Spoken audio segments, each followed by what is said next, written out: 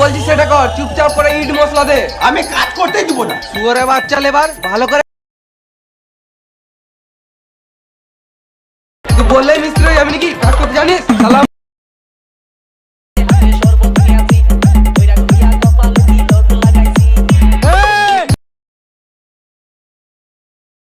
মাঠ পাড়া চুল্লু নিয়ে আসবো।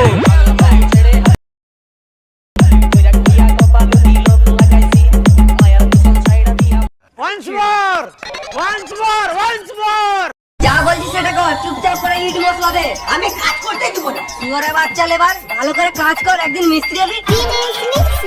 আমি কেন মিস্ত্রি হবো? বললেই মিস্ত্রি হয়ে যাবি নাকি? কাজ করতে জানিস? সালাম।